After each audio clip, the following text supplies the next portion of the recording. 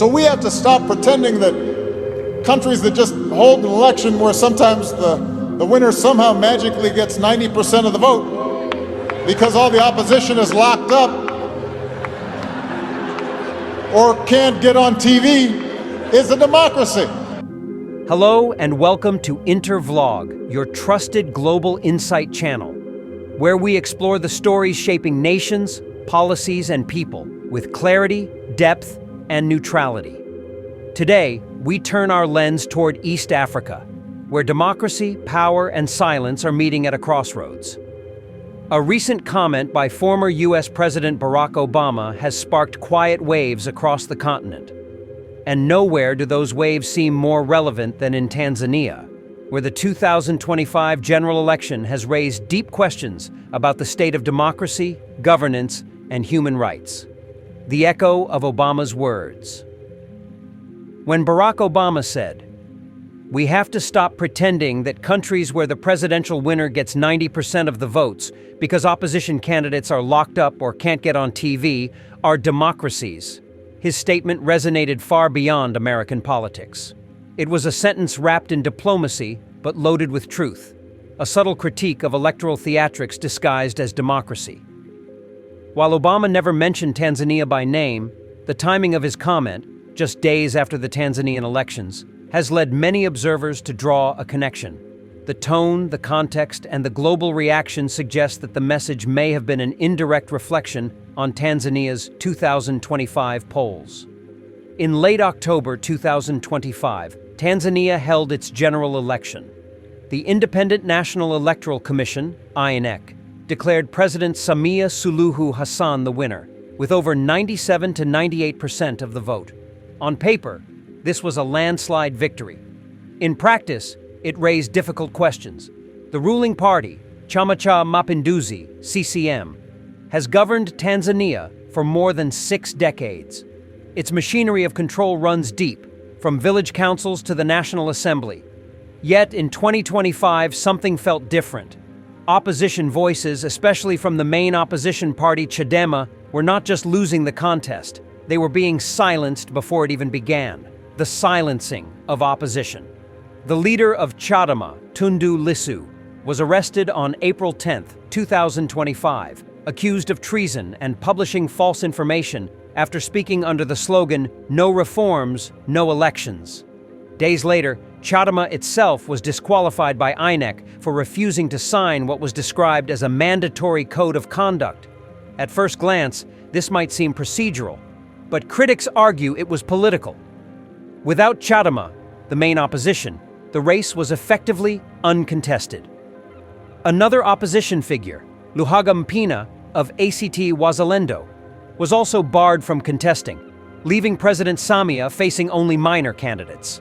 Amnesty International, Human Rights Watch, and other global observers described the pre-election environment as repressive and intimidating. Swahili parable, Mti Mkubwa hawezi kukua gizani. A great tree cannot grow in darkness, meaning true democracy cannot thrive where transparency is absent. When opposition figures are jailed and voices are muted, the roots of freedom weaken. Between May and October 2025, reports surfaced of arbitrary arrests, abductions, and torture of opposition supporters. Civic spaces were shrinking. New laws, like the Political Parties Affairs Act, 2024, and INEC Act, 2024, gave authorities sweeping control over political activity. The atmosphere leading to the election was one of fear and fatigue. Internet blackouts on election day, restricted movement, and curfews painted a stark picture. An election without participation is an election without meaning. International observers began to question not just the result, but the process itself. So Obama's message as a mirror, Obama's comment about 90% victories in environments where opponents are locked up or can't get on TV, may have been worded broadly, but it fit Tanzania's reality almost perfectly. It was not a condemnation from afar. It was a mirror held up to a moment in history. Obama, a son of Africa, has always emphasized that democracy must be measured not by the size of the victory, but by the strength of the institutions behind it. His message wasn't about who wins, it was about how they win. and whether citizens are truly free to choose. Swahili parable. Asiyesikia lamku huvunjika guu. He who ignores wise counsel breaks his leg, meaning, when nations ignore the lessons of accountability and inclusion, they stumble. Obama's words were a counsel, not to shame, but to awaken. After the election, protests erupted, particularly in Dar es Salaam and Arusha. Opposition groups claimed that over 700 people were killed in clashes with security forces. The government denied mass killings, but human rights organizations reported enforced disappearances, abductions, and heavy-handed security tactics. Internet access was restricted for several days. Curfews were imposed. NGOs and journalists described a nation where the ballot box had spoken, but many citizens could not. The inauguration of President Samia Hassan took place in Dodoma under tight security. The tone of the ceremony was calm, but the country outside was tense. Swahili parable. Chui hakubadiliki madoa. A leopard does not change its spots, meaning power without reform often repeats itself. When old systems are repackaged as new democracies, the outcome rarely changes. The international reaction. The reaction from the international community was mixed, cautious, diplomatic, but deeply concerned. U.S. Senator Jeanne Shaheen, a member of the Senate Committee on Foreign Relations, described the election as fraudulent, calling for a review of U.S.-Tanzania relations. She accused the ruling party of endangering citizens and tourists and urged accountability. Meanwhile, observation missions from the European Union, the UK, Canada, Norway, and the Mo Ibrahim Foundation raised concerns over the lack of competitiveness and transparency. The Southern African Development Committee, SADC, traditionally restrained in its remarks, also called for credible investigations into election-related violence. Swahili parable. Samaki mkunje angali mbichi. Bend the fish while it's still fresh, meaning reform and accountability must begin early. Waiting until crises erupt only deepens division and mistrust. Tanzania's long journey. Tanzania, since independence in 1961, has been admired for stability. Under leaders like Julius Nyerere, it was seen as a model of African unity and moderation. Yet the nation's political structure has remained heavily centralized. The ruling party, CCM, has maintained an uninterrupted hold on power for more than 60 years, an era-long dominance that few democracies can compare with. In earlier years, this dominance was credited for preventing ethnic and sectarian divisions. But in today's world, it raises new questions. Can stability coexist with genuine pluralism? Can peace survive without freedom? Swahili parable. Ukimya siyo dawa ya kila ugonjwa. Silence is not the cure for every sickness, meaning national unity cannot be built by silencing dissent. True peace is not the absence of noise, but the presence of justice. The civil society perspective. Civil society organizations across Tanzania have increasingly become targets of state regulation. The government insists these measures are necessary to maintain peace and order. However, activists argue they are tools to suppress criticism.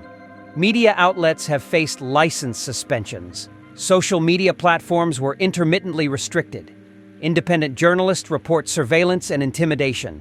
This pattern reflects a broader trend across parts of Africa, a shift from participatory democracy to managed democracy. Obama's broader warning. Obama's broader warning to Africa was clear. Democracy cannot survive if elections become rituals of legitimacy for those already in power. When institutions are weaker than the ambitions of individuals, freedom fades. And when freedom fades, development loses its meaning. His words, therefore, resonate not just for Tanzania, but for any society where power resists accountability. Swahili parable. Mgema akisifiwa tembo hulitia maji.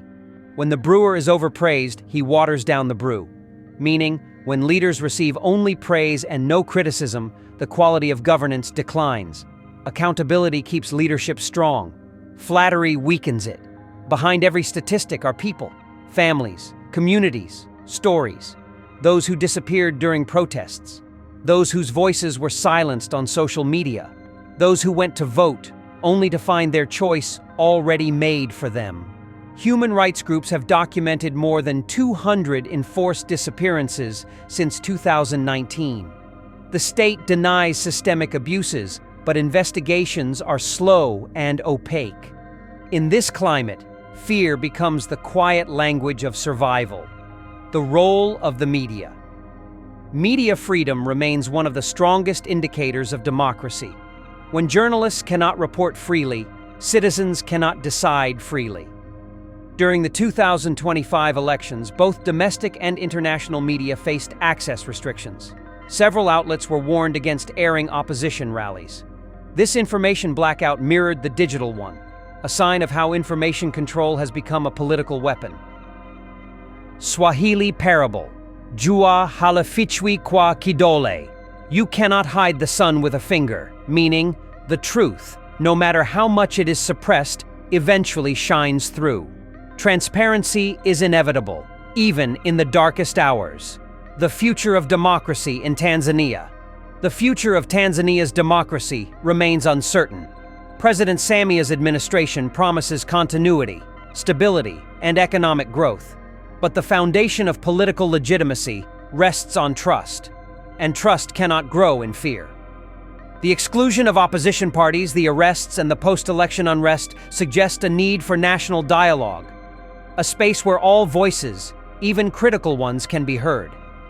Reform is not a foreign demand, it is a domestic necessity. What happens in Tanzania echoes across Africa. From Harare to Kampala, from Kigali to Addis Ababa, governments are watching. When a ruling party wins with near total margins in an environment of restricted freedoms, it sets a precedent. It normalizes control. But it also triggers a quiet awakening among citizens, journalists, and the youth, who see that democracy is not a gift, but a fight. Global reactions will continue to shape Tanzania's next steps. The United States, European Union, and African Union are recalibrating their approaches, balancing diplomacy with the defense of human rights. Senator Jean Shaheen's remarks reflect growing frustration among Western lawmakers who believe aid and partnership must align with democratic values. But Tanzania also insists on sovereignty, a theme deeply rooted in its political philosophy since Nyerere. The challenge is to harmonize sovereignty with accountability. At Intervlog, we do not take sides. We examine facts, patterns, and the human impact behind them. Tanzania's 2025 election is more than a political event.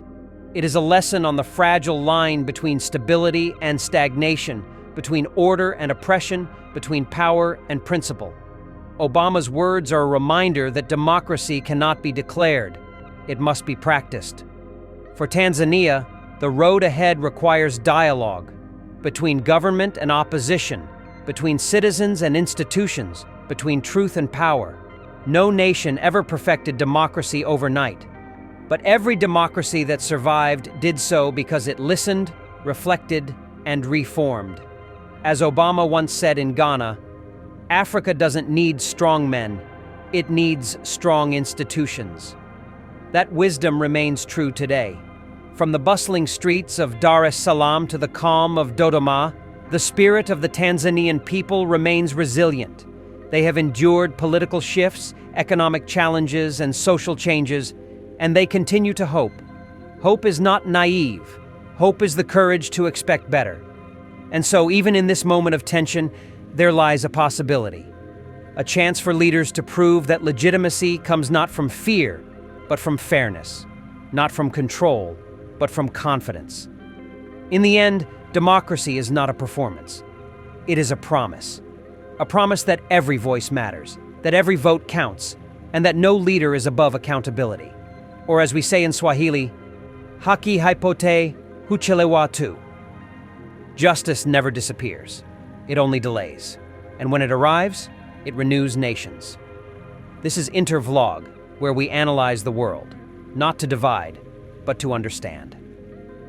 Thank you for watching. This is the end of our program today. See you on Intervlog, same time tomorrow. Thanks for watching. Please like and subscribe to my channel and press the bell icon to get new video updates. Thank you for watching Intervlog. Thank you.